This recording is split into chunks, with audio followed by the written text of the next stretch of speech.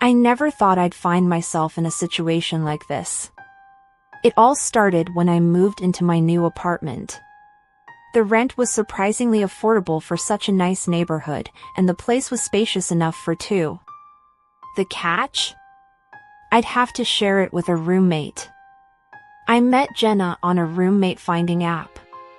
She seemed nice enough in her profile picture, bright smile, friendly eyes. We exchanged a few messages, and I felt comfortable enough to take the plunge. The day I moved in, she was out of town, so I had the place to myself for a few days. The apartment was everything I'd hoped for. High ceilings, large windows that let in plenty of light, and a cozy living room perfect for unwinding after a long day. I unpacked and settled in, feeling optimistic about this new chapter in my life. Jenna finally arrived a week later. She was just as friendly in person as she had been online, maybe even more so. We hit it off right away, sharing stories over takeout and bonding over our mutual love of horror movies. It was almost too perfect. But things started to get weird pretty quickly. The first sign was small. I woke up one morning to find my bedroom door ajar. I was sure I'd closed it before going to bed, but I shrugged it off, thinking maybe I had just forgotten. Then, it happened again. And again. Every night, my door would be open just a crack in the morning. I mentioned it to Jenna, trying to laugh it off. She looked genuinely concerned and suggested we change the locks, just to be safe. We did, and for a while, things seemed normal. Until they weren't. One night, I woke up to a strange sound. It was a soft, rhythmic tapping, like someone drumming their fingers on a table. I sat up in bed, heart pounding, and strained to listen. The sound was coming from the living room. I tiptoed out of my room, trying not to make a sound. As I approached the living room, the tapping stopped. The room was dark, save for the faint glow of the streetlight outside. I flipped the switch, flooding the room with light. There was nothing out of place. Everything was just as I had left it. I stood there for a moment, feeling a chill run down my spine. Then I saw it, a note on the coffee table. It was written in a neat, precise hand. "You're not alone." I gasped and backed away, bumping into the couch. My mind raced. Who could have left this note? Jenna was asleep in her room, or at least, I hoped she was.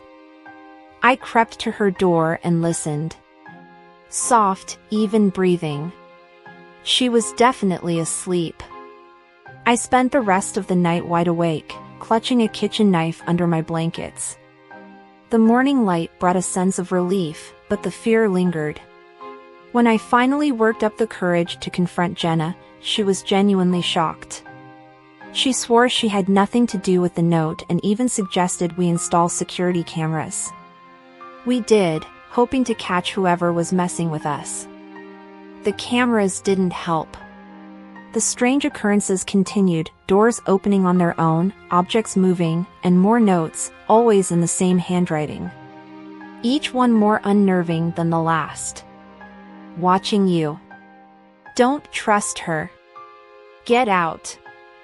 I became paranoid, barely sleeping, jumping at every sound. I started to suspect Jenna. Her friendly demeanor seemed forced now, her smiles hiding something sinister. But every time I confronted her, she seemed genuinely confused and hurt by my accusations. One night, I decided to stay up and watch the security footage live. I sat in the dark, eyes glued to my laptop screen, determined to catch the culprit.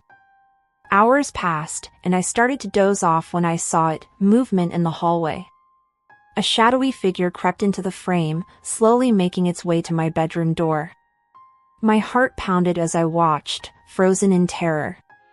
The figure reached out and gently pushed my door open, just a crack, before slipping away into the darkness. I bolted to Jenna's room, banging on the door. She opened it, groggy and confused, but I didn't care. I dragged her to my laptop and replayed the footage. Her face went pale as she watched the figure move through our apartment. We called the police, but they found no signs of forced entry, no fingerprints, nothing. They suggested it might be a prank, but I knew better.